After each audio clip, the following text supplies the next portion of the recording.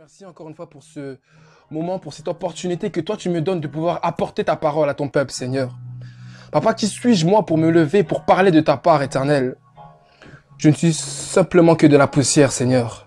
C'est la raison pour laquelle je fais appel à toi, éternel, Dieu d'Abraham, d'Isaac et d'Israël. Toi, le Dieu véritable qui m'a touché, qui m'a pris de la poubelle du péché dans laquelle je me trouvais, éternel, pour m'établir en tant que serviteur dans le royaume des cieux, Papa. Laisse-moi t'exalter, laisse-moi remettre ce moment entre tes saintes et divines mains. Papa, que la parole qui sortira ce soir puisse toucher la vie de quelqu'un, puisse transformer, changer la vie de quelqu'un, éternel. Saint-Esprit, que ton onction coule sur la vie de quelqu'un ce soir. Parce que tu es notre Dieu, parce que tu es notre roi éternel. Papa, je brise tout ce qui n'est pas de toi. Je brise tout ce qui n'est pas de toi. Toute pensée négative, toute attaque de l'ennemi, Papa, soit rendue nulle et sans effet. Que l'atmosphère du ciel puisse s'installer, éternel. Que toi seul, vraiment, tu puisses te manifester. L'évangéliste Sylvain disparaît totalement, éternel, afin que le Saint-Esprit de Dieu, le roi Kodesh, puisse croître en ce lieu. Que ma bouche, éternelle, soit la tienne, afin que ton peuple soit édifié et encouragé. Et que toute la gloire, Papa, toute la gloire, oh Yeshua Mashiach, puisse ne revenir qu'à toi seul, parce que tu es notre roi. Sois élevé et sois glorifié. Toi, le pain de vie, toi, l'agneau de Dieu. Sois béni, éternel. Alléluia. Je crois, je sais que Dieu va nous bénir aujourd'hui. Je le sais, je le pense et j'en ai la conviction. Sans plus tarder, on va prendre notre thème d'aujourd'hui. 7 clés pour une intimité profonde avec Dieu. 7 clés, 7 points pour une intimité profonde, parfaite avec Dieu. Alléluia. On va prendre les passages. J'ai pris 3 passages. 3 passages dans Ésaïe, premièrement 41, verset 8. Ésaïe 41, verset 8, je lis la parole de Dieu. « Quant à toi, Israël, mon serviteur, Jacob, que j'ai choisi, et descendance d'Abraham, qui était mon ami. » Soulignez bien le fait que Dieu déclare Abraham comme étant son ami. On va prendre le deuxième passage, Acte 13, verset 22. Acte 13, verset 22.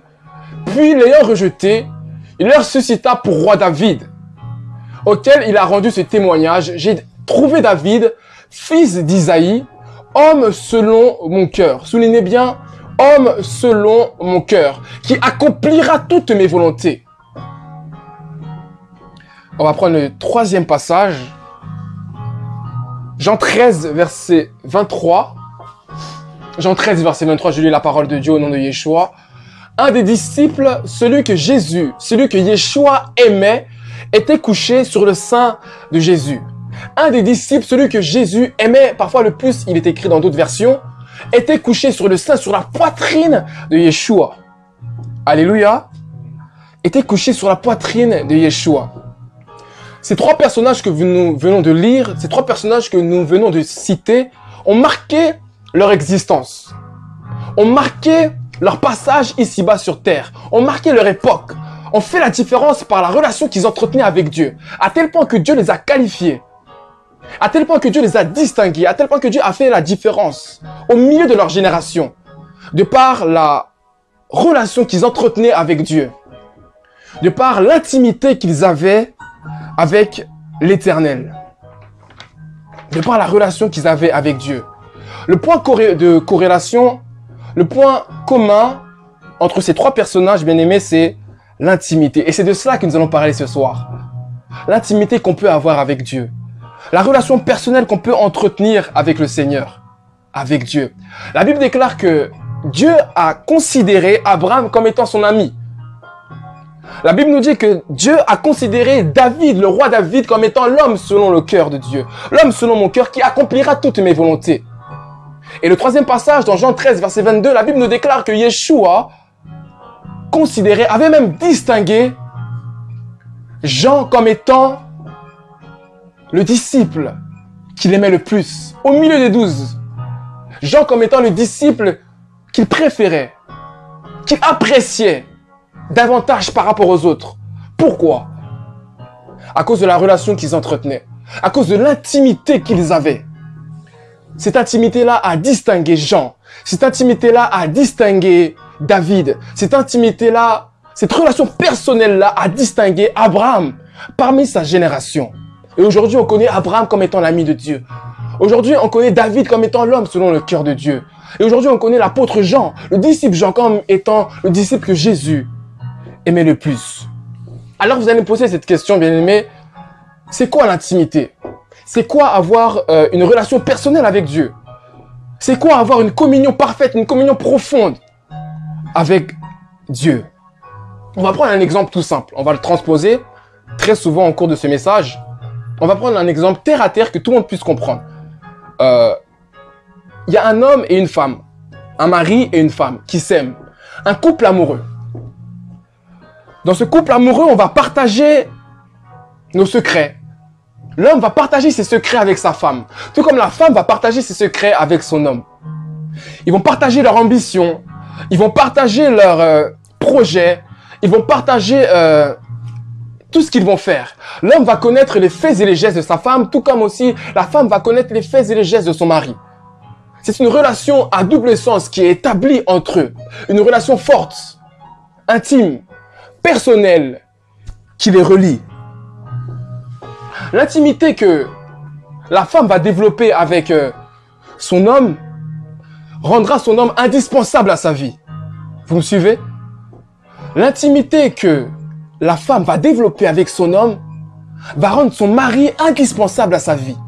Tout comme l'intimité que son mari va développer avec sa femme va rendre sa femme indispensable à sa vie.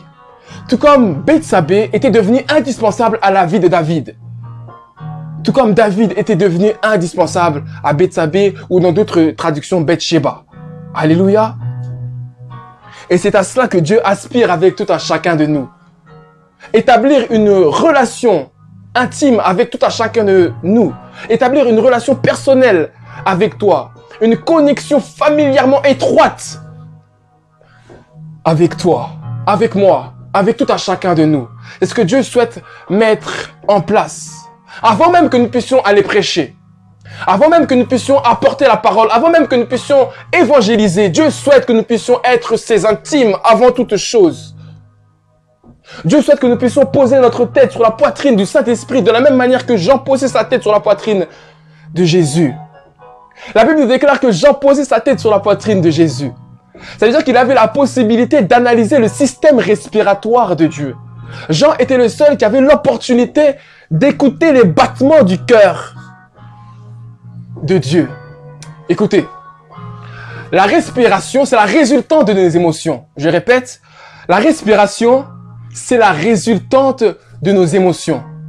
Les mouvements de notre cœur sont traduits par nos émotions. Si je suis en colère, mon cœur va se mettre à battre de plus en plus fort. Si je suis énervé, mon cœur va se mettre à battre de plus en plus fort. Si je m'approche peut-être de la mort, mon cœur va se mettre à ralentir, à battre de plus en plus lentement.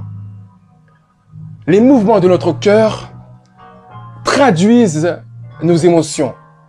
Celui qui est proche du cœur de Dieu connaîtra ainsi les secrets les plus profonds de Dieu. Celui qui est proche du cœur de Dieu connaîtra ainsi la volonté parfaite de Dieu pour sa vie. Connaîtra ainsi ce que Dieu souhaite pour lui. Et c'est ce que Dieu souhaite pour tout un chacun de nous, pour notre génération. C'est ce que Dieu souhaite pour moi et c'est ce que Dieu souhaite pour toi. Que nous puissions apprendre à poser notre tête sur la poitrine du Saint-Esprit afin de connaître les battements du cœur du Saint-Esprit, afin de connaître ce qu'il souhaite réellement pour nous, afin de savoir les secrets les plus profonds pour notre vie, pour notre ministère, pour notre famille, pour nos projets, pour nos travail, pour toutes choses. C'est ce que Dieu souhaite.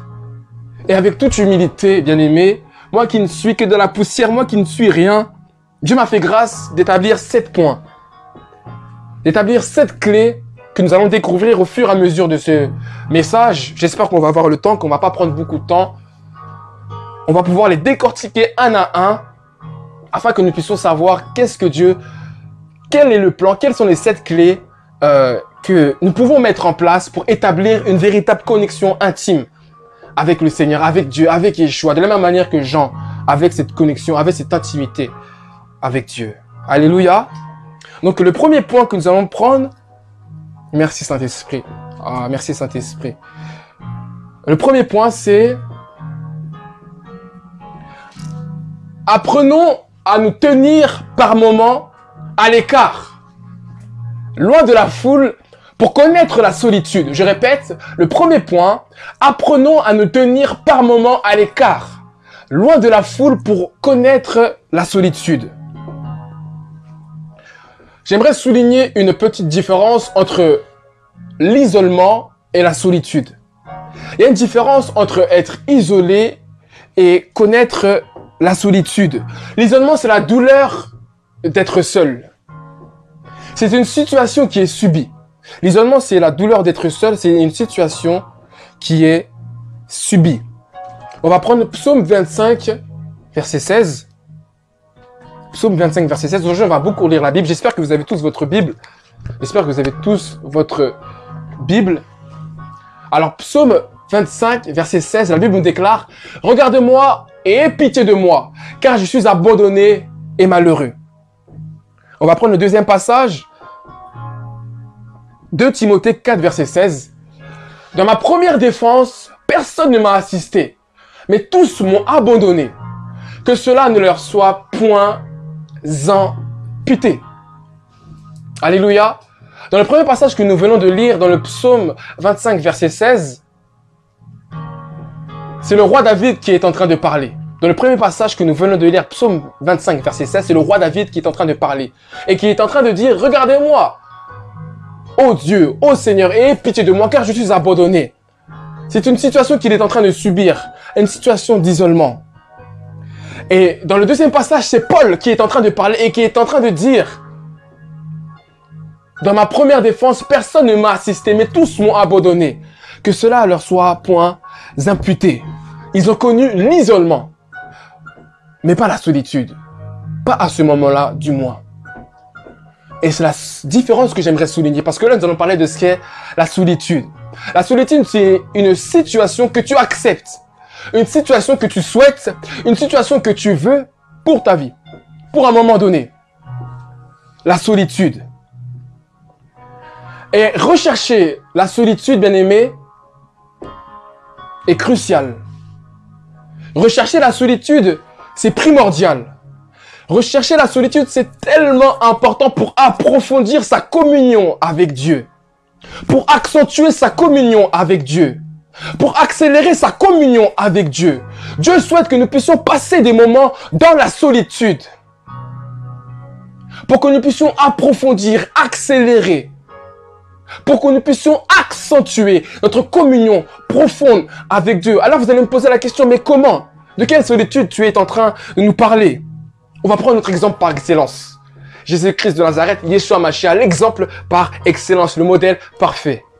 On va aller dans Luc 5, verset 15 à 16, excusez-moi. Luc 15, verset... Voilà. Luc 5, excusez-moi, 15 à 16. J'espère que vous êtes bénis. La réputation de Jésus, la réputation de Yeshua se répandait de plus en plus. Aussi, de grandes foules affluaient pour l'entendre et pour se faire guérir de leur maladie. Le deuxième verset, verset 16. Mais lui, soulignez bien ça. Mais lui, conjonction de coordination. Mais lui se retirait dans des lieux déserts pour prier. On va reprendre le verset 15. La réputation. Dans d'autres versions, peut-être français courant Darby ou Bible lu second, la réputation, il est écrit la renommée. La renommée de Yeshua se répandait de plus en plus. Aussi de grandes foules affluaient pour l'entendre et pour se faire guérir de leur maladie. Mais la Bible déclare, la Bible nous enseigne que Jésus, au verset 16, lui se retirait dans des lieux déserts pour prier. Ça veut dire que Jésus ne portait pas sa priorité sur les foules qui le suivaient. Jésus ne portait pas sa priorité sur les guérisons qu'il accomplissait. La Bible nous dit qu'au verset 16, lui, néanmoins, cependant, il se retirait dans des lieux déserts pour aller prier. Il se retirait seul dans la solitude pour aller chercher la face de son Dieu.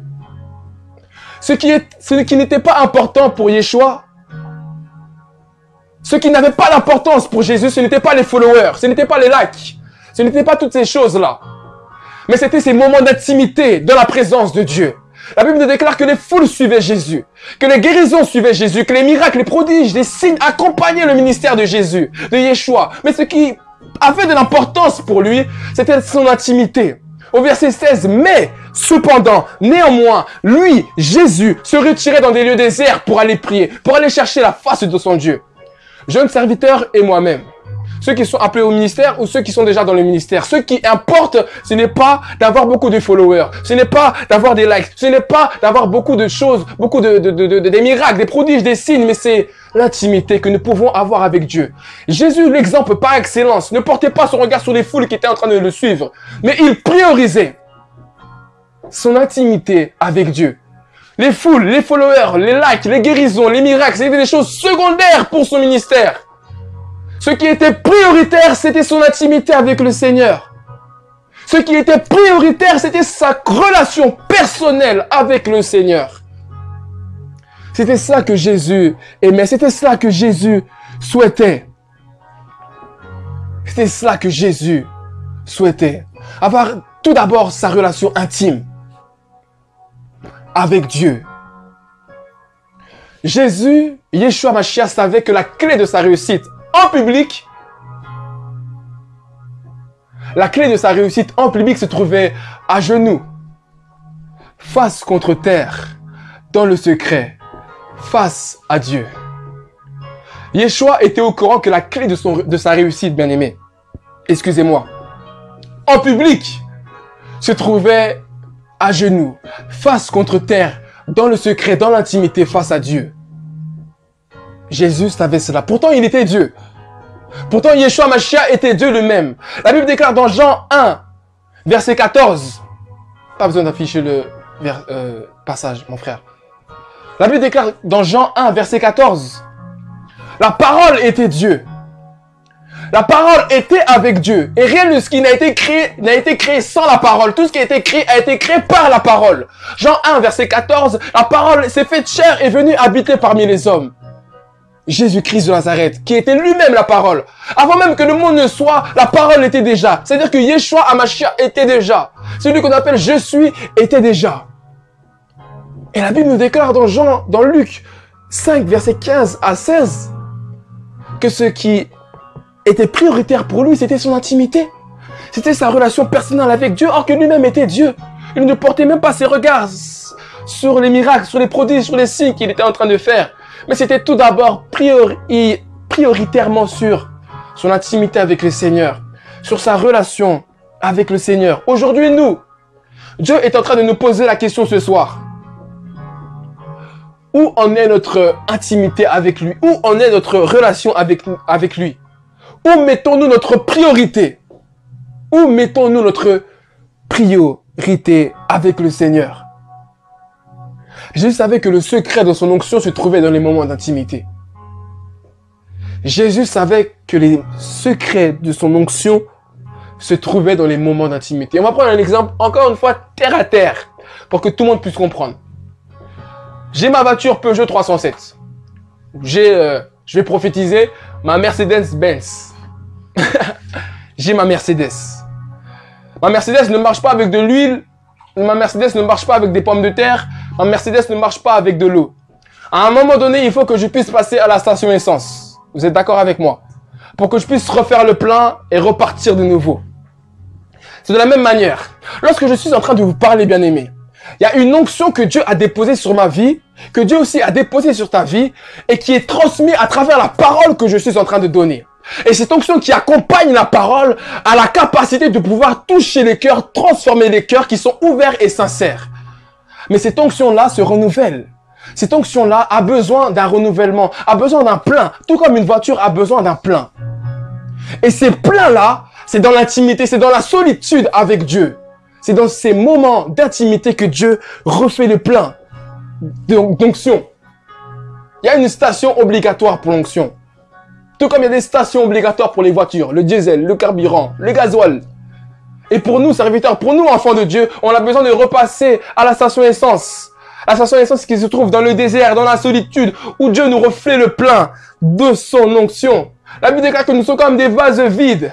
Des vases vides qui avons besoin d'être remplis de sa présence, de sa personne, de son onction. Et c'est dans ces moments d'intimité que Dieu déverse encore et encore et encore son onction. Merci Saint-Esprit pour tout ce que tu es en train de faire, pour tout ce que tu es en train de nous dire. J'aimerais donner un avertissement par rapport aux réseaux sociaux. Liker les pages comme Street Man of God, ce sont des très bonnes choses. Je ne dis pas le contraire. Mais ta relation avec Dieu ne doit pas se baser sur le virtuel. Car Dieu est un Dieu spirituel. Alléluia. Dieu est un Dieu spirituel et non virtuel. Liker les vidéos de Street Man of God, c'est bien. Liker les posts de Street Man of God, c'est bien. Ce sont des bonnes choses. Je ne dis pas le contraire. Mais au-delà des posts, au-delà de ton ordinateur, il y a une relation personnelle tangible que Dieu souhaite établir avec toi. Il y a une relation tangible, palpable, solide que Dieu souhaite établir avec toi. Je parle surtout aux nouveau-nés et aux nouveaux convertis. Ou ceux qui souhaitent apprendre plus de Dieu. Liker les posts, c'est une très bonne chose, je le sais. Mais au-delà de ça, Dieu souhaite établir des connexions réelles avec nous. Et ça passe par la solitude, où tu cherches la face de Dieu. Dieu souhaite établir des communions profondes avec tout un chacun de nous. Alors vous allez me demander, c'est quoi la communion? Qu'est-ce que la communion? La communion, c'est être en accord parfait d'idées et de sentiments avec autrui. Être en accord parfait d'idées, de sentiments avec quelqu'un. Jésus était en accord parfait, était en communion parfaite avec son Père. Raison pour laquelle il pouvait dire, celui qui m'a vu a vu le Père. Celui qui m'a vu a vu le Père. Moi, je suis dans le Père et le Père est en moi. Moi et le Père, nous ne faisons qu'un. Celui qui m'a vu a vu le Père. Celui qui voit le Père me voit. Moi, je suis dans le Père et le Père est en moi. Moi et le Père, nous ne faisons qu'un seul parce que nous avons une communion tellement parfaite que je suis le reflet identique du Père. Je suis la représentation exacte, ici-bas sur terre, du Père. Et c'est cette même communion que Dieu souhaite établir avec tout à chacun de nous. Aujourd'hui, est-ce que les païens, j'aimerais dire même les futurs convertis, parce que j'aime pas trop dire le terme païen, je trouve que c'est assez péjoratif un peu. Je vais prophétiser, je vais dire les futurs convertis. Les futurs convertis, lorsqu'ils te regardent, lorsqu'ils me regardent, est-ce qu'ils voient Christ en nous? Est-ce qu'ils voient le Fils dans nos vies? Est-ce qu'ils voient le Père dans nos vies? Est-ce que nous pouvons dire aujourd'hui, celui qui m'a vu a vu Yeshua? La Bible déclare que les premiers chrétiens se trouvaient à Antioche. Et on les a appelés chrétiens parce qu'ils ressemblaient à Jésus, parce qu'ils ressemblaient à Yeshua. C'est la raison pour laquelle on les a appelés Christos, du nom grec. Christos, parce que tu ressembles à Christ. Ce sont des mini-Christ, parce qu'ils ressemblent à Christ. Et nous, aujourd'hui, est-ce que nous ressemblons à Christ? Est-ce que ta manière de parler ressemble à Christ? Je bénis Dieu parce que je me prêche aussi à moi-même. Cette prédication m'est personnellement adressée à moi avant qu'elle puisse être pour vous. Est-ce que nous ressemblons à Christ par nos faits et gestes, par nos comportements, par notre attitude, par les paroles qui sortent de nos bouches? Lorsque les futurs convertis sont en train de nous regarder, est-ce qu'ils voient des mini-Christos? Est-ce qu'ils voient des chrétiens comme à Antioche? Est-ce qu'ils voient toutes ces choses-là? Est-ce qu'ils sentent la communion profonde avec l'Éternel, Dieu des armées? Est-ce qu'ils voient toutes ces choses-là?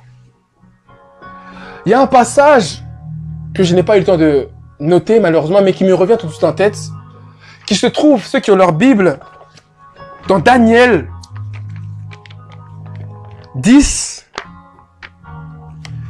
verset 8. Je ne sais pas si on a le temps de pouvoir mettre ce passage. Le passage se trouve dans Daniel 10, verset 8. Merci Saint-Esprit.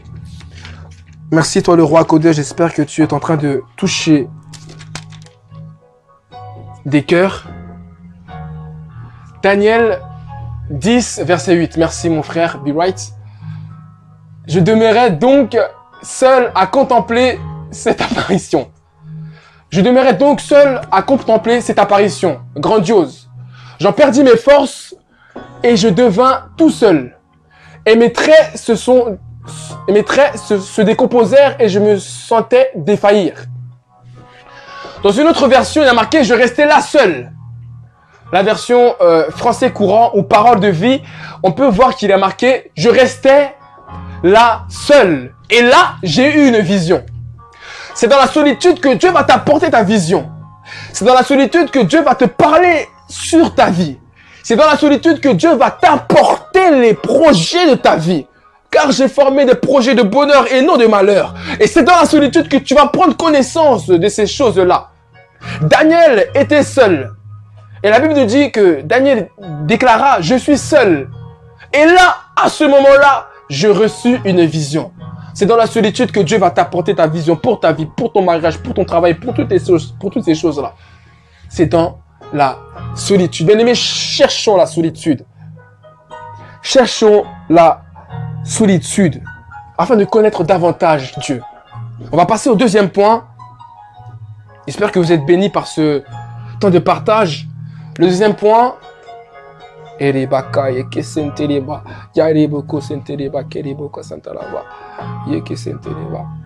apprenons à communiquer sans intermittence avec Dieu pour cultiver cette relation. Deuxième point, notez bien, c'est le moment d'écrire. On est comme à l'école. Apprenons à communiquer sans intermittence avec Dieu pour cultiver cette relation. Et on va prendre le passage de 1 Thessaloniciens 5, verset 17. 1 Thessaloniciens 5, verset 17. Priez sans cesse. Priez sans cesse. Mais aimez la communication, j'entends par là la prière. C'est une base solide, durable, qui va perdurer selon les saisons de ta vie et qui va résister aux aléas et aux circonstances de ta vie. La prière, c'est le fondement, c'est la base d'une intimité solide qui dure à toujours avec Dieu. Et c'est ce que Dieu souhaite avec nous. Il souhaite communiquer, il souhaite parler avec nous. Il souhaite échanger de la même manière qu'un couple est en train d'échanger. Comme je vous l'ai dit tout à l'heure, on va transposer cet exemple du couple amoureux à chaque fois pour comprendre la relation de l'intimité. La Bible déclare que l'épouse du Christ, c'est l'Église. Raison pour laquelle on va transposer à chaque fois cet exemple d'un couple amoureux pour mieux comprendre là où Dieu veut nous emmener. Alléluia. La communication dans un couple, c'est quelque chose de très important. La communication dans un couple, c'est source de compréhension. Si un couple ne vient pas à communiquer, à parler, à échanger, il va arriver à un moment donné où ils vont plus se comprendre. Ils vont arriver à un moment donné où ils ne seront plus sur la même distance. Sur quel pied danser? Il y aura des phases d'incompréhension où ils ne se comprendront plus. C'est de la même manière avec Dieu. Si tu ne passes pas du temps dans la prière, tu ne comprendras plus les desseins de Dieu pour ta vie. Si tu ne passes pas du temps dans la prière à communiquer avec Dieu, à parler avec Dieu, à échanger avec Dieu par sa parole et par la prière, tu ne comprendras plus ce que Dieu veut faire avec toi. Raison pour laquelle tu dois passer du temps à parler, à communiquer, à prier avec Dieu pour que Dieu puisse te parler, puisse échanger avec toi, pour que tu puisses prendre connaissance des plans que Dieu souhaite mettre en place dans ta vie. C'est de la même manière dans un couple amoureux. Si tu ne parles plus à ta conjointe, vous n'allez plus vous comprendre. Et ça va être source d'incompréhension au milieu de vous. Dieu souhaite que tu puisses parler comme tu parles à un ami. Dieu souhaite que tu puisses vraiment devenir son intime. Comme tu parles à ton meilleur ami, Dieu souhaite que tu puisses lui confier tes secrets. Dieu souhaite que tu puisses lui confier tes projets, tes ambitions. Tout ce que tu souhaites faire, Dieu souhaite que tu puisses lui parler. Seul, dans ta chambre, parle-lui. Tu n'as pas besoin d'être avec des gens. Parle-lui. Mets-toi à genoux. Parle-lui tout simplement. C'est tout ce que Dieu souhaite pour tout à chacun de nous. Apprenons à communiquer avec Dieu. Sans intermittence, sans arrêt, sans interruption. Pour établir une connexion profonde, intime avec le Seigneur. On va prendre un nombre. J'espère que vous avez vos Bibles parce que là, ce soir, on va vraiment beaucoup lire. On va prendre un passage biblique. Un nombre 12, verset 8. Un nombre 12, verset 8. Merci Saint-Esprit. Je lui parle bouche à bouche. Je me révèle à lui sans énigme. Il voit une représentation de l'Éternel. Pourquoi n'avez-vous pas craint de parler contre mon serviteur, contre Moïse? Dans ce passage que nous sommes en train de lire, dans ce passage que nous sommes en train de méditer, c'est Myriam et Aaron étaient en train de critiquer Moïse.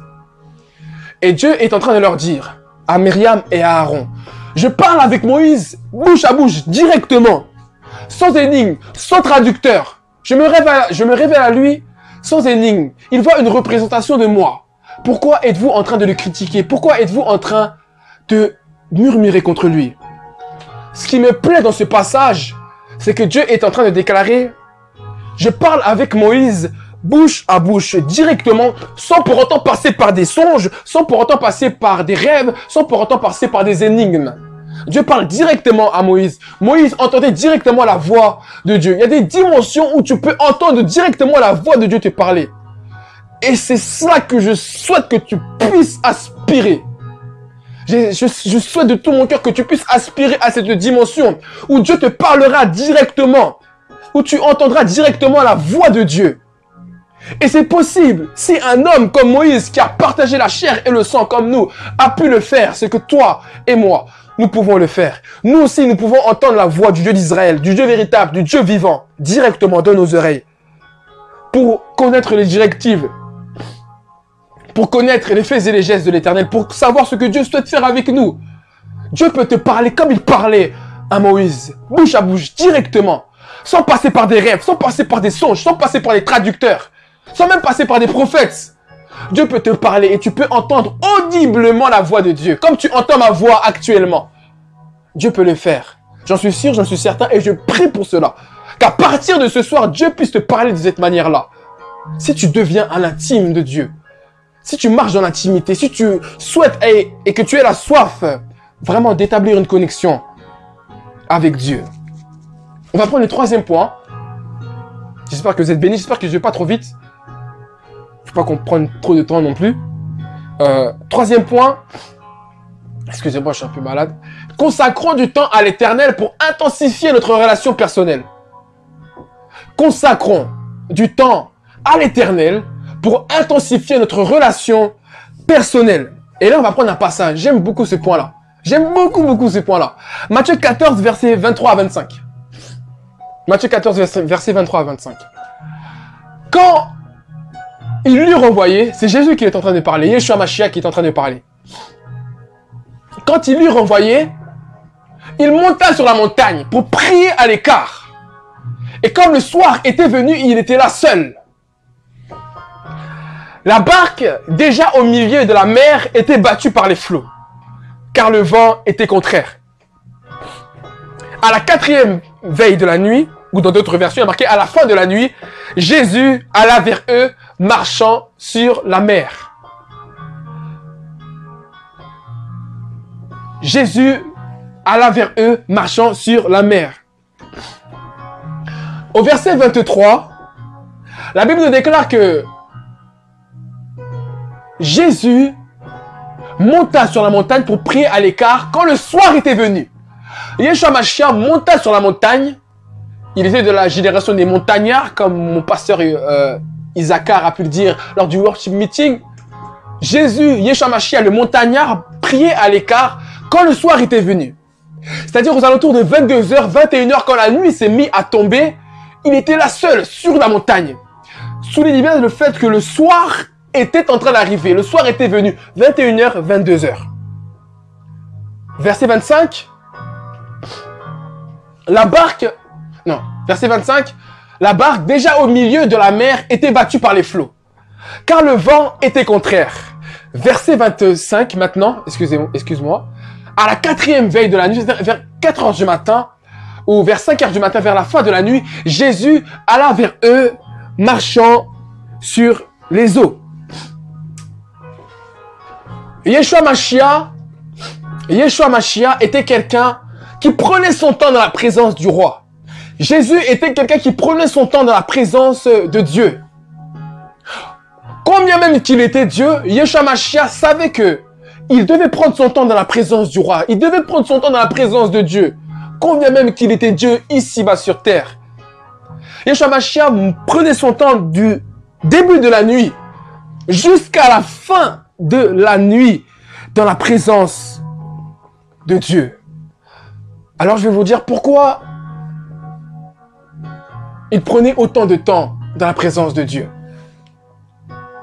Pourquoi il prenait autant de temps dans la présence de Dieu. Dieu peut former des promesses sur ta vie. Dieu peut avoir dit des prophéties sur ta vie. Dieu peut avoir déclaré de très bonnes choses sur ta vie. Mais il y a toujours un temps de préparation. Un temps d'intimité. Des moments profonds que tu passes avec le Seigneur où Dieu est en train de te tailler, où Dieu est en train de te façonner, où Dieu est en train de te briser, où Dieu est en train de t'enseigner.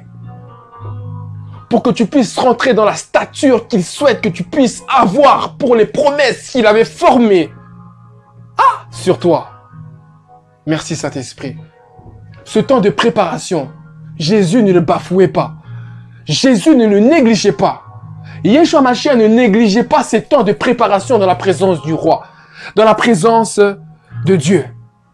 Et j'aimerais dire à quelqu'un que si tu ne donnes pas du temps dans la présence de Dieu, tu passeras à côté de beaucoup de mystères, à côté de beaucoup de promesses que Dieu avait formées sur toi. Tu vas passer à côté de beaucoup de choses. Yeshua Mashiach était un homme de prière qui prenait son temps dans la présence de Dieu. Du début de la nuit jusqu'à la fin de la nuit. Aujourd'hui, est-ce que nous prenons notre temps dans la présence de Dieu? Nous sommes la génération des pierres.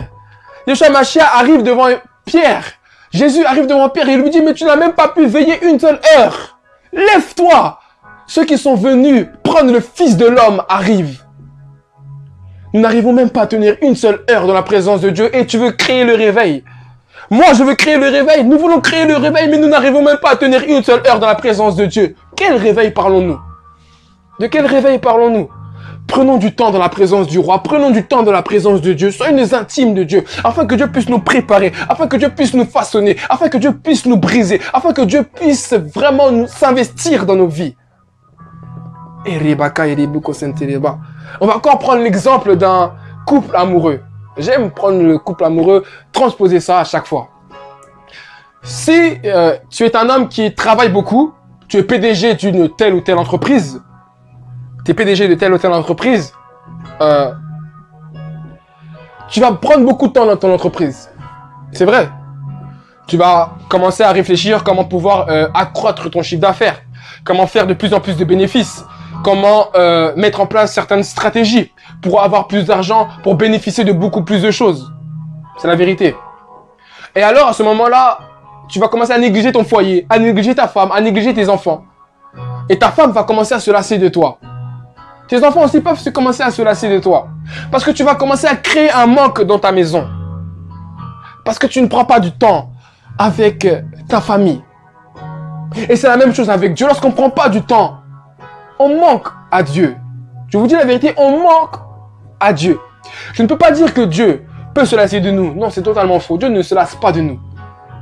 Néanmoins, tu vas passer à côté de beaucoup de projets que Dieu avait fermés pour toi. Si tu ne prends pas du temps dans la présence du roi. Si tu ne prends pas du temps dans la présence du roi. Et j'aimerais même dire, deuxièmement, que celui qui prend du temps dans la présence de Dieu est un homme qui va marcher dans le surnaturel. Est un homme qui va connaître le surnaturel. L'intimité avec Dieu facilitera le surnaturel dans ta vie. Le temps de la présence de Dieu nous donne de devenir des êtres surnaturels, de marcher dans le surnaturel. La Bible nous déclare, la Bible nous dit que Yeshua Mashiach, lorsqu'il était monté sur la montagne, au même moment où il est redescendu, il a commencé à marcher sur les eaux sans bateau. Il a commencé à marcher sur les eaux sans bateau. Le surnaturel s'est attaché à la vie de Jésus parce qu'il était dans la présence de Dieu, parce qu'il était dans la présence du roi. Le surnaturel s'est accroché à la vie. Celui qui passe du temps dans la présence de Dieu, celui qui passe du temps dans sa présence, partage automatiquement la divinité du roi, partage automatiquement la divinité de Dieu. Celui qui prend du temps dans la présence de Dieu connaîtra ainsi le surnaturel dans sa vie. Et là, on va prendre un autre passage encore, qui se trouve dans Exode. Dans Exode 34, verset 28. J'aime la parole de Dieu. Il faut aimer la parole de Dieu, mes frères et mes sœurs. Aimons la parole de Dieu parce que c'est la parole de Dieu qui va nous faire, qui va nous enraciner, qui va nous faire des grands hommes, des grandes femmes. C'est cette même parole qui va nous faire grandir en toutes choses. Je vous dis la vérité, c'est la parole de Dieu. N'écoutez pas ce que le monde peut dire. C'est la parole de Dieu qui nous fait du bien à chaque instant, qui restaure, qui transforme nos âmes et qui parle à nos cœurs. C'est la parole de Dieu. Exode 34, versets 28 à 30. La Bible déclare, Moïse fut là avec l'Éternel 40 jours et 40 nuits. Il ne mangea point de pain. Il ne but point d'eau. Et l'Éternel écrivit sur les tables les paroles de l'Alliance, les 10 paroles. Moïse descendit de la montagne de Sinaï, ayant les 2 tables du témoignage dans sa main. En descendant de la montagne, il ne savait pas que la peau de son visage rayonnait, parce qu'il avait parlé avec l'Éternel. Aaron et tous les enfants d'Israël regardèrent Moïse, et voici la peau de son visage rayonnait, et ils craignaient de s'approcher de lui. Celui qui passe du temps dans la présence de Dieu devient automatiquement spécial. La Bible nous dit que Jésus était sur la montagne, et au même moment où il redescendit, il commençait à marcher sur les eaux.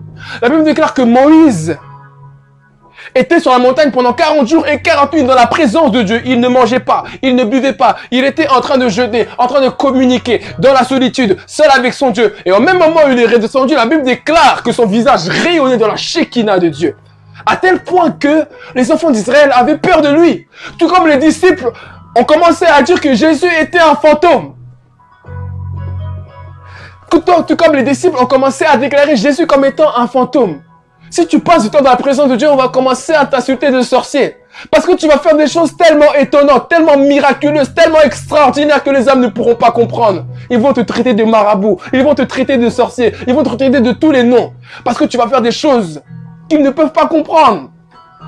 Et toi, tu vas leur dire, non, ce n'est pas des fétiches. C'est juste que j'ai passé du temps dans la présence de Dieu. Automatiquement, Dieu m'a communiqué sa divinité, sa présence. Raison pour laquelle je peux marcher sur les eaux. Raison pour laquelle mon visage aussi rayonne de la gloire de l'Éternel. Et raison pour laquelle mon visage rayonne de la gloire de l'Éternel. Celui qui est trop dans la présence de Dieu ressemble automatiquement à Dieu. C'est la raison pour laquelle dans le livre d'Apocalypse, la Bible déclare que Jean a voulu adorer l'ange.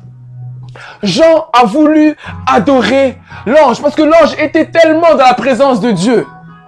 La Bible déclare dans Apocalypse verset 22, 8 à 9. Moi, Jean, j'ai entendu et vu cela. Après avoir entendu et vu ces choses, je me prosternerai aux pieds de l'ange qui me les avait montrées et j'allais l'adorer. Non, ne me dit-il, l'ange est en train de parler à Jean. Ne fais pas cela. Je suis ton compagnon de service et celui de tes frères, les prophètes, et de ceux qui obéissent aux paroles de ce livre. Adore Dieu. Jean était dans la confusion lorsqu'il a vu l'ange. L'ange était tellement de la présence de Dieu qu'il a commencé à ressembler à Dieu.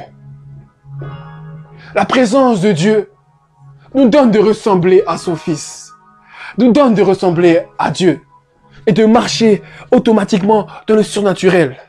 Et d'être automatiquement dans le surnaturel, dans les miracles, dans les prodiges, dans les signes, ça va suivre, ça va couler tout seul. Celui qui est dans l'intimité, il n'aura même pas besoin de dire A, B ou Z. Les miracles vont se passer, les paralytiques vont marcher, les muets vont parler, les sourds vont entendre, les aveugles vont voir, ça va être automatique. Celui qui est dans la présence de Dieu ne peut que dégager la gloire, la Shekinah de Dieu. C'est automatique. Tout comme Moïse dégageait la gloire, la Shekinah de Dieu. À tel point qu'on était obligé de mettre un voile sur son visage parce qu'on ne pouvait pas le regarder. Tellement son visage brillait, tellement son visage rayonnait. Tellement son visage rayonnait. J'ai un deuxième exemple, pas le point tout de suite. On va prendre un exemple moderne, tout de suite, maintenant. Là.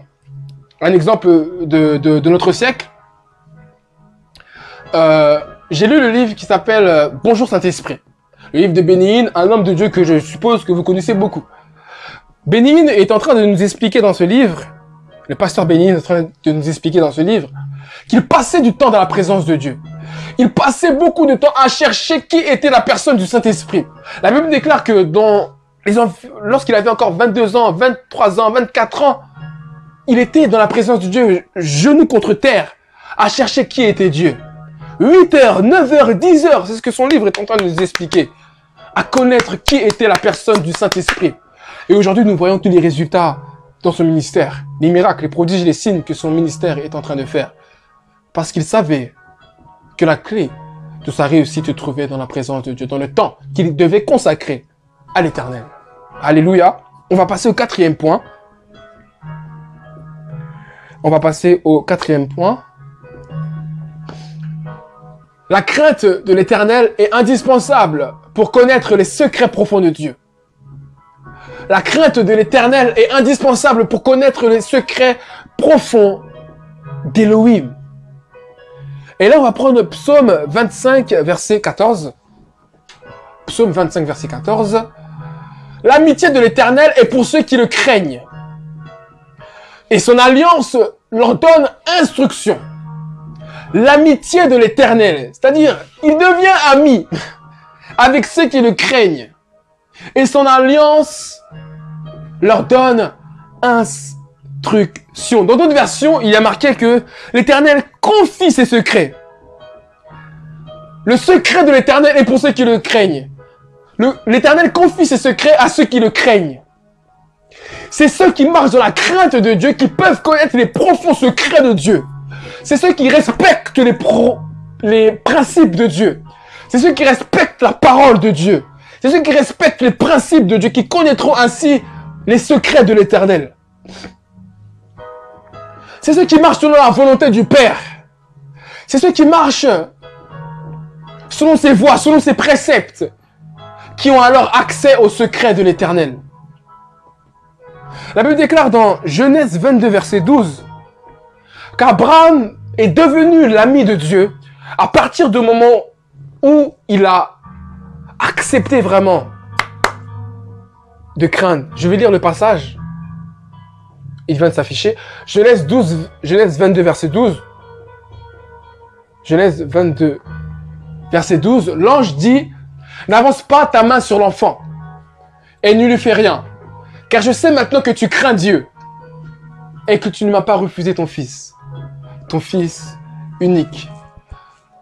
Dieu avait demandé à Abraham son fils. Dieu avait demandé à Abraham de sacrifier son fils afin de tester sa foi et sa fidélité. Abraham était quelqu'un qui craignait l'Éternel, raison pour laquelle il a porté son fils. Et la Bible déclare dans le psaume 25, verset 14 que nous venons de lire, que ceux qui craignent l'Éternel, Dieu devient automatiquement ami avec eux et Dieu leur confie leurs secrets. C'est à partir du moment où tu vas commencer à craindre réellement l'Éternel, Dieu des armées, Dieu de gloire, Dieu d'amour, que Dieu va commencer à te parler, que Dieu va commencer à te confier ses secrets, que tu vas devenir le confident de l'Éternel. C'est à partir du moment où tu vas le craindre. Craindre sa parole, c'est marcher dans sa parole, marcher dans ses principes, marcher dans ses commandements, suivre ses lois. C'est cela, craindre l'Éternel. C'est ça, craindre Dieu. On peut aimer Dieu sans pour autant le craindre. On peut adorer Dieu sans pour autant le craindre. Tu peux aimer Dieu sans pour autant craindre Dieu. Je te dis la vérité. Tu peux chanter, glorifier, louer, mettre des statuts sur Facebook. Ah, j'aime Jésus. Mettre des vidéos sur Facebook. Partager telle ou telle chose. Ce sont des bonnes choses. Mais peut-être qu'au fond de ton cœur, tu ne crains même pas réellement l'Éternel. Celui qui craint réellement l'Éternel, c'est celui qui garde sa parole dans son cœur. Celui qui aime réellement l'Éternel, comme la Bible nous déclare dans le livre de Jean, c'est celui qui garde sa parole dans son cœur. C'est alors que nous verrons que tu aimes l'Éternel. C'est alors que nous verrons que tu crains l'Éternel. Quand tu gardes ses commandements, sa parole au plus profond de ton cœur. Lorsque tu marches selon ses préceptes, selon ses commandements et ses principes, c'est à ce moment-là qu'on verra que tu craindras réellement le Seigneur Dieu d'Israël. Dieu véritable, Dieu d'Abraham, d'Isaac et de Jacob. La crainte de l'Éternel appelle les secrets et la confidence de Dieu. La crainte de l'Éternel est indispensable pour connaître les secrets les plus profonds de Dieu. Cinquième point, cinquième clé pour connaître une intimité profonde avec l'Éternel, avec Dieu, avec Elohim. Il faut prendre conscience de la présence permanente de Dieu à nos côtés. On va prendre Psaume 33, versets 13 à 15. L'Éternel regarde du haut des cieux, il voit tous les fils de l'homme. L'Éternel regarde du haut de son trône de grâce dans les cieux, il voit tous les fils de l'homme. Autrement dit, dans d'autres versions, il est marqué, il voit tous les êtres humains. Il les voit, il les regarde. Du haut des cieux, Dieu te voit, Dieu te regarde. Dieu sait qui tu es, Dieu connaît ton identité. Tu ne peux pas dire que Dieu ne te connaît pas, Dieu te connaît. Dieu sait qui tu es. Dieu sait, Dieu connaît ton nom, Dieu connaît ton numéro de téléphone, Dieu connaît ton adresse, Dieu connaît absolument toutes choses. Il connaît le nom de tes parents, le nom de ta grand-mère, le nom de ton grand-père. Il connaît là où tu vas, il connaît ton école. Il connaît le numéro de ton permis. Il connaît le nombre de cheveux sur ta tête. L'Éternel connaît toutes ces choses-là. L'Éternel te connaît. Toi qui es dans la tristesse, l'Éternel te connaît. Et c'est là où tu es. Toi qui es dans l'amertume, l'Éternel te connaît. Toi qui pleures si souvent, l'Éternel sait là où tu es. L'Éternel te voit. L'Éternel regarde du haut des cieux. Il voit tous les fils de l'homme. Verset 14. Du lieu de sa demeure, il observe tous les habitants de la terre. Personne ne passe outre son regard. L'Éternel voit absolument toutes choses. C'est comme une caméra fixée sur nos vies. De notre naissance jusqu'à notre mort, l'Éternel filme, l'Éternel regarde, l'Éternel enregistre toutes ces choses-là. L'Éternel le sait. L'Éternel le sait. Dieu le sait. Dieu le sait. Dieu te voit. Dieu est omnipotent. Dieu est omniprésent. Dieu est omniscient. Il sait, il connaît, il voit toutes choses. Il est l'Éternel, Dieu des armées, créateur des cieux et de la terre. Ne t'en fais pas. Dieu sait toutes choses. Dieu voit toutes choses. J'aimerais qu'on prenne 1 Corinthiens 3, verset 16. 1 Corinthiens 3, verset 16. Ne savez-vous pas que vous êtes le temple de Dieu et que l'Esprit de Dieu habite en vous?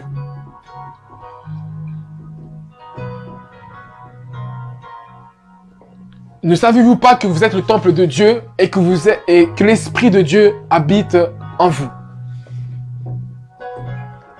Tout à l'heure, nous étions en train de dire que l'Éternel qui siège du haut des cieux te regarde. L'Éternel qui siège du haut des cieux te voit. L'Éternel qui a créé les cieux et la terre te voit et te regarde. Et la Bible nous déclare dans 1 Corinthiens 3, verset 16, « Ne savez-vous pas que votre corps, c'est le temple de Dieu? Ne savez-vous pas que ton corps, c'est le temple de Dieu? C'est là où le Saint-Esprit vient habiter. C'est là où le Saint-Esprit vient faire sa demeure. À la minute même où tu décides d'accepter le Seigneur Jésus-Christ, où tu décides d'accepter Yeshua Mashiach, le Saint-Esprit descend sur ta vie. Dieu, dans sa grâce et dans sa bonté, décide de mettre son esprit dans ta vie afin que tu puisses marcher selon ses voies, selon ses lois, selon ses préceptes, selon ses principes, selon sa parole. C'est l'esprit qui est en nous, qui nous donne la force et la capacité de pouvoir marcher selon sa parole. Et la Bible nous déclare que cette présence aussi sainte habite en toi, habite en moi, habite en nous. C'est le Saint-Esprit qui est en nous, c'est le Saint-Esprit qui est en moi qui me permet de vous parler de cette manière-là, parce que tout ce que je dis ne vient pas de moi, mais ça vient de l'Esprit de Dieu. Ça vient de la communion que j'ai pu établir par sa grâce avec l'Éternel, avec le Saint-Esprit. C'est le Saint-Esprit qui est en moi qui nous permet de connaître mieux les voies de l'Éternel. Apprenons à connaître, apprenons à valoriser la présence du Saint-Esprit. Apprenons à prendre conscience de la présence permanente du Saint-Esprit dans nos vies. Dieu est là tout le temps. Lorsque tu marches sur le trottoir et que tu as envie de jeter la fille qui est au feu, Dieu te voit. Dieu sait que tu es là. Lorsque tu marches dans les rayons de Carrefour et que tu as envie de voler telle ou telle chose, Dieu te voit. La présence permanente de Dieu. Dieu est toujours là. Je te dis la vérité, Dieu est toujours là. Lorsque tu es dans ta cage d'escalier, on a connu les cages d'escalier. Tu veux fumer ton bédo. Tu veux boire tel ou tel alcool, telle ou telle chose. Dieu est là. Dieu est là, Dieu te voit. Même s'il ne dit rien, Dieu est là, Dieu te voit. Dieu note toutes choses. Dieu enregistre toutes choses dans le livre de vie. Dieu voit toutes ces choses-là. Lorsque tu décides de prendre ta voiture pour aller jusqu'à Bruxelles, lorsque tu décides de prendre ta voiture pour aller, je ne vais pas citer le nom, je vais mettre ça entre guillemets, tu sais de quoi je parle, pour aller en Espagne, Dieu est là dans ta voiture. Dieu te voit. Dieu te voit. Dieu sait que tu es en train de faire toutes ces choses-là. Lorsque tu es en train de faire des vols d'arraché dans Paris, dans le 16e arrondissement, Dieu aussi te voit. Dieu te voit. Toutes ces choses que nous sommes en train de faire qui ne glorifient pas le nom de Dieu. Dieu nous voit. Ce n'est pas parce que Dieu ne nous frappe pas tout de suite que Dieu n'est pas là. C'est parce que sa compassion est là. La Bible déclare que là où le péché abonde, c'est là où sa grâce surabonde. Ne profitons pas du temps de la grâce. La grâce est là, c'est vrai. Mais arrivé à un moment donné, Dieu va nous frapper, Dieu va nous mener au pied du mur. Avant que nous puissions comprendre qu'il est Dieu. La présence permanente de Dieu est à nos côtés. Ne l'oublions pas. Ne la zappons pas, ne la négligeons pas. Dieu est là. Lorsque tu veux commettre l'impudicité avec ta copine dans ta chambre, Dieu est là. Lorsque tu l'amènes à l'hôtel à 1h du matin, Dieu est là. Je te dis la vérité. Et cette parole, ça va rester dans ton esprit. Comme ça, quand tu iras à l'hôtel, tu te souviendras de cette parole. Dieu est là. Excusez-moi. Dieu est là. Dieu sait et voit toutes choses. Dieu est là et voit et sait toutes choses. Il connaît les faits et les gestes de notre vie. Alléluia. On va prendre le 6e point. Je peux avoir un mouchoir, s'il vous plaît. 6e point. Tu dois apprendre à préserver, à alimenter et à progresser dans la sainteté. C'est-à-dire la sanctification. Tu dois apprendre à préserver, à alimenter et à progresser dans la sainteté, c'est-à-dire la sanctification. Ça tombe bien qu'on vient de... Le point qu'on a pris juste avant introduit ce point-là. Le point qu'on a pris juste avant introduit ce point-là. Le point qu'on a pris juste avant introduit le point qui va suivre. Tu dois apprendre à préserver, à alimenter et à progresser dans la sainteté, c'est-à-dire la sanctification. Alléluia. On vient de dire que tu portes la présence de Dieu dans ta vie. Tu portes la présence, la Shekinah de Dieu dans ta vie. Le Saint-Esprit, que Dieu aime tellement, tu le portes dans ton corps. Mais pour préserver cette présence-là,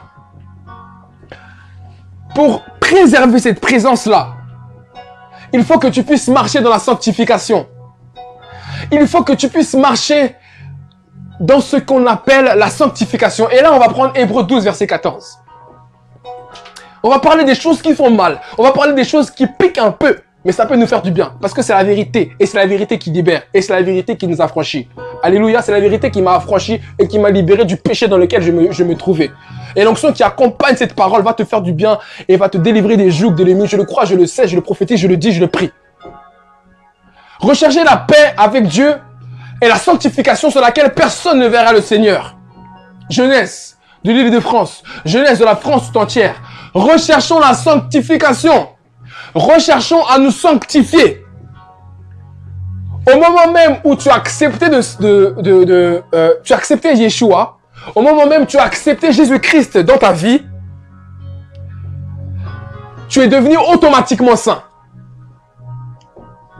Lorsque Jésus a eu les mains clouées sur la croix de Golgotha, lorsqu'on lui a mis la couronne d'épines sur sa tête, lorsque ses pieds ont été cloués, lorsqu'il a connu la désolation, lorsqu'il a connu la tristesse, l'amertume, la solitude, lorsqu'il a connu toutes ces choses-là, lorsqu'il a connu la souffrance, lorsque son sang a coulé, il t'a donné la position de saint. Le sang qui a coulé sur la croix de Golgotha t'a permis d'accéder à la position de saint. Donc sans rien faire, hein, par la grâce, tu n'as absolument rien fait, tu es né, tu as accepté le Seigneur Jésus-Christ et tu es saint. Tu es saint. Ce n'est pas parce que tu es mort que tu deviens saint. Ce n'est pas parce que tu es mort qu'on va t'appeler Saint Patrick. Ce n'est pas lorsque tu es dans ta tombe qu'on t'appellera saint. Là, actuellement, on peut m'appeler Saint Sylvain, Saint Jonathan, Saint Séphis, Saint Déborah. On peut les appeler saints. Nous sommes des saints, nous faisons partie de l'assemblée des saints. Parce que nous avons accepté le Seigneur Jésus-Christ. Automatiquement, nous sommes des saints. Mais, pour alimenter, pour préserver, pour progresser dans la sainteté, il faut se sanctifier. Il faut marcher dans la sanctification. Et c'est là où beaucoup de nous, les chrétiens, les jeunes chrétiens, nous péchons, nous tombons. C'est cette période-là qui est difficile. Marcher, progresser dans la sanctification, dans la sainteté. C'est ça qui est important. La sanctification va de pair avec l'intimité. La sanctification va de pair avec l'intimité. Tu ne peux pas dire que tu es un intime de Dieu si tu ne te sanctifies pas. Parce que Dieu est saint. Tu ne peux pas dire que tu connais Dieu dans l'intimité, que tu as une relation personnelle avec Dieu si tu ne marches pas dans la sanctification. Non, non, non. Et 3 fois non. Ça ne marche pas comme ça. Il faut que tu puisses t'abstenir de certaines choses. Il faut que tu puisses t'abstenir de certaines choses. Il faut que tu puisses t'abstenir de voler. Il faut que tu puisses t'abstenir de mentir. Il faut que tu puisses t'abstenir des vols, des faux témoignages, de la publicité. Il faut que tu puisses t'abstenir de la masturbation, de la pornographie, de la publicité, de toutes ces choses-là qui ne glorifient pas le nom de Dieu.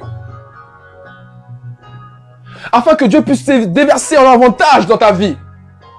Alors vous allez me dire, mais lui il prêche, c'est bien. Mais on ne connaît pas son histoire. Mais moi aussi, j'étais dans ces choses-là, dans la musique mondaine. J'ai connu. Ceux qui connaissent mon histoire, mon témoignage, ils savent que j'étais un homme qui courait après les femmes. Ils savent tout ça. Ils savent. Ils connaissent. Même si on est jeune, on a connu ça. Mais arrivé à un moment donné, Dieu nous a mis au pied du mur. Il a dit, toi, tu vas me servir. Arrête toutes ces choses-là. Et à un moment donné, à l'âge de 7 ans, j'ai dit, bon, ok, là, on est d'accord. Le Seigneur, il est Dieu. Il n'y a point d'autre sauveur si ce n'est que lui, comme nous dit le livre d'Ésaïe. Alors, je vais le suivre de tout mon cœur, de toute mon âme et de tout mon esprit. Et à ce moment-là, j'ai désiré marcher dans la sanctification. Vous allez me dire, c'est difficile de marcher dans la sanctification. Mais il faut avoir la soif dans son cœur. Afin que Dieu puisse t'aider lui aussi, par son esprit. Et tu pourras y arriver. La pornographie, la masturbation, l'impudicité, c'est de la pollution spirituelle. La musique mondaine, c'est de la pollution spirituelle qui t'empêche de respirer pleinement l'air divin de Dieu. Et à ce moment-là, tu commences à mourir. Parce que la respiration, c'est ce qui te permet de vivre. Nous sommes d'accord. Le système respiratoire, c'est le plus important dans le corps humain. Et si tu ne respires plus, si ton air est pollué par la musique mondaine, par les choses qui ne glorifient pas Dieu, tu vas mourir spirituellement. Tu vas mourir spirituellement. Pour rien. C'est dommage. C'est dommage. Dieu veut que tu puisses te sanctifier pour que tu puisses le connaître davantage dans sa présence. Dieu souhaite que tu puisses le connaître davantage. Mais pour cela, il faut que tu passes par la sanctification. Écoutez, la sanctification, c'est comment? C'est comment la sanctification? On va prendre un homme qui est dans un champ. Il a un champ tout autour de lui. Et il a des blés qui sont en train de pousser. Tout plein de blé qui est en train de pousser. Il a des bonnes plantes qui sont en train de pousser. Ça, c'est la sainteté que Dieu t'a donnée. Automatiquement. Par la grâce. Dieu t'a donné cette sainteté, cette position de saint. Mais pour pouvoir préserver ce champ-là, pour pouvoir préserver tous les blés, tous les fruits, des loups ravisseurs, des bêtes sauvages qui peuvent écraser toutes ces choses-là, il faut établir des barrières autour de ce champ-là. Il faut établir des garde-fous autour de ces champs-là. Il faut établir des forteresses, des murailles autour de ton champ, autour de ma vie, qui passe par la sanctification. Progresser dans la sainteté. C'est ça que Dieu souhaite. Que tu puisses établir des barrières autour de toi. La sanctification. Que tu puisses préserver les dons que Dieu a placés dans ta vie. Les blés que je suis en train de parler, les beaux fruits que je suis en train de vous parler, c'est les dons que Dieu a placés pour toi. Toutes ces choses-là, ce sont des bonnes choses, mais qui sont préservées par la sanctification. Ah, il n'y a qu'une seule condition, c'est la sanctification. Tu dois te sanctifier. Tu dois être saint pour aspirer à devenir, je ne veux pas dire comme Dieu, mais aspirer à la perfection de Dieu. Et ça, c'est la sanctification. Tu dois apprendre à préserver, alimenter et progresser dans la sainteté, c'est-à-dire la sanctification, pour devenir un intime de Dieu. Jeunesse, cherchons à nous sanctifier. Cherchons à nous sanctifier. 7e point. Pour finir, l'intimité avec Dieu, en réalité, c'est toucher directement à la personne du Saint-Esprit. C'est même le point le plus important. Pour finir, l'intimité avec Yeshua, l'intimité avec Elohim, Dieu d'Israël, c'est toucher directement à la personne du Saint-Esprit. 2 Corinthiens 3, verset 17. Or, le Seigneur, c'est l'Esprit. Et là où est l'Esprit du Seigneur, là où est la liberté. Le Seigneur est Esprit. Le Dieu que nous sommes en train de parler est Esprit. C'est la raison pour laquelle aussi il va nous dire « Adorez-moi en esprit et en vérité ». L'heure vient où les vrais adorateurs doivent adorer Dieu en esprit et en vérité. Dieu est Esprit. Et si tu veux toucher à l'intimité, tu dois connaître la personne du Saint-Esprit. L'essence même de Dieu. La personnalité même de Dieu, c'est le Saint-Esprit. Et pour marcher dans l'intimité, tu dois t'accrocher à la mouvance du Saint-Esprit. Tu dois t'accrocher à la mouvance du Saint-Esprit. Tu dois chercher à connaître davantage qui est cette personne. Tu dois chercher à connaître davantage qui est la personne du Saint-Esprit. J'aimerais qu'on puisse relire ce verset encore une fois. Or, le Seigneur, c'est l'Esprit. Et là où est l'Esprit du Seigneur, là est la vérité. Est la liberté, excusez-moi. Celui qui marche avec l'Esprit de Dieu est totalement libre. Celui qui marche avec l'Esprit de Dieu est totalement libre. Peut-être tu te dis que ceux qui sont devenus chrétiens, ils sont maintenant emprisonnés. Ils sont maintenant dans des cages, ils ne vivent plus, ils ne se privent de toutes choses. Mais en réalité, j'aimerais te dire que tu es dans l'illusion totale. La Bible déclare que celui qui connaît le Saint-Esprit est maintenant réellement libre de ses pensées. Réellement libre de ses pensées, de toutes choses. Il est réellement libre dans toute sa vie. C'est celui qui connaît le Saint-Esprit qui est libre. Et j'aimerais que tu puisses connaître cette personne. La personne du Saint-Esprit, le roi Kodesh. Que tu sois dans la transparence avec le Saint-Esprit. Que tu sois même dans les échanges silencieux avec le Saint-Esprit. Cherchons à poser notre tête sur la poitrine du Saint-Esprit. Afin de connaître les battements du cœur de Dieu. Afin de savoir ce qu'il plaît à Dieu ou ce qui ne plaît pas à Dieu. Tout comme Jean avait posé sa tête sur la poitrine de Jésus, de Yeshua Mashiach. J'ai beaucoup aimé une des citations du prophète Joël Francis Tatou qui disait: de la même manière que le monde a besoin de Jésus, c'est de la même manière aussi que l'Église de Dieu, le corps du Christ, a besoin du Saint-Esprit. La même valeur que Yeshua a pour le monde, c'est la même valeur que le Saint-Esprit a pour l'Église. De la même manière qu'un chrétien, non, excusez-moi, qu'un païen, j'aimerais dire qu'un futur converti est en train de se dépérir, qui a besoin de rencontrer Jésus, c'est de cette même manière qu'un chrétien qui est sans direction, qui cherche ses voies, qui cherche la volonté de Jésus, a besoin du Saint-Esprit. Et toi et moi, nous avons besoin du Saint-Esprit plus que toute chose. Pour connaître Dieu dans l'intimité, tu dois connaître le Saint-Esprit. Pour connaître Dieu dans l'intimité, tu veux toucher à la personne de Dieu, tu dois toucher au Saint-Esprit. C'est le Saint-Esprit qui va nous emmener loin. C'est le Saint-Esprit qui va nous faire des hommes différents. C'est le Saint-Esprit qui a permis qu'Abraham soit appelé ami de Dieu. C'est le Saint-Esprit qui a permis que David soit appelé homme selon le cœur de Dieu. C'est le Saint-Esprit qui a permis que Jean soit appelé disciple que Yeshua aimait le plus. C'est le Saint-Esprit. C'est le Saint-Esprit, c'est le roi Kodesh. L'esprit que ce monde a rejeté. L'esprit que les stars de ce monde ont rejeté. L'esprit que tous les stars que nous sommes en train d'écouter, Beyoncé, Rihanna, Chris Brown, ont tout à chacun rejeté et marchent avec un autre esprit. Raison pour laquelle ils produisent des fruits dans notre esprit, c'est-à-dire l'esprit du mal. Et on le voit très clairement dans leurs clips. Mais nous qui avons accepté Jésus-Christ, nous avons un autre esprit. Et nous avons le fruit de l'esprit.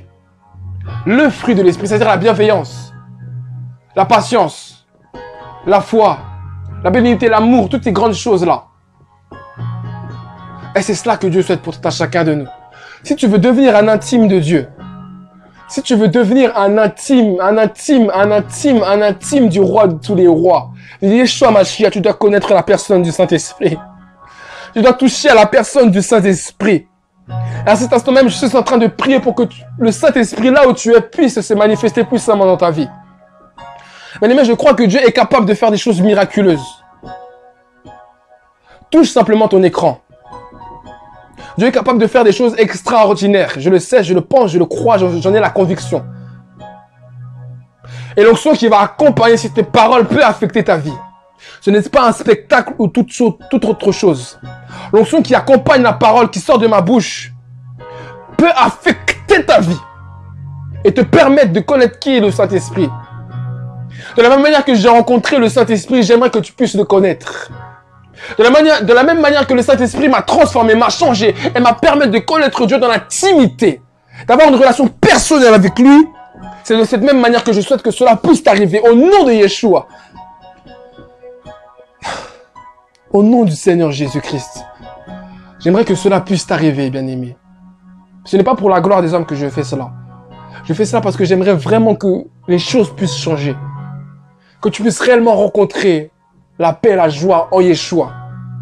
Pour être épanoui en Christ, pour être épanoui avec Yeshua, pour être épanoui, vivre une vie chrétienne épanouie, il faut connaître le Saint-Esprit. C'est à ce moment-là que tu vivras une vie surnaturelle.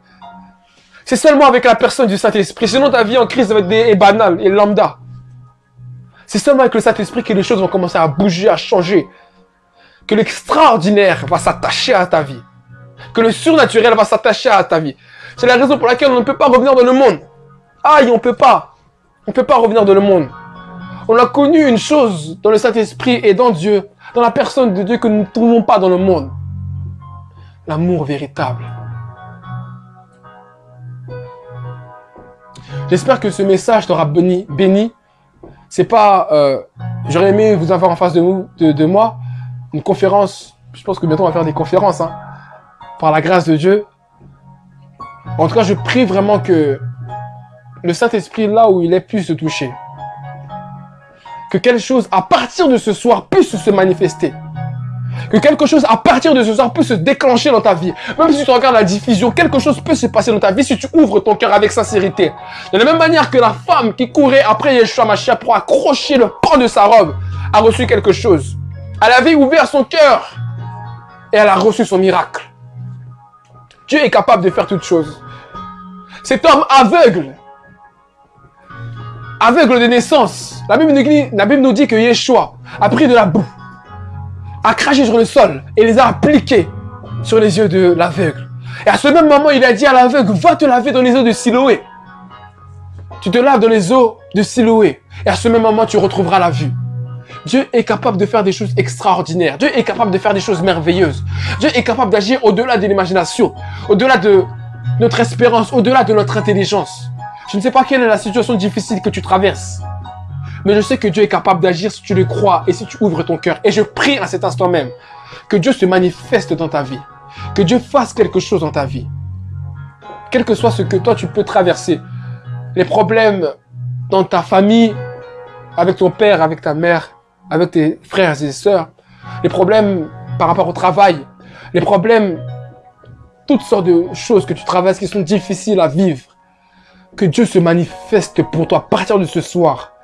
Que ce soir soit une occasion pour Dieu de se manifester dans ta vie pleinement.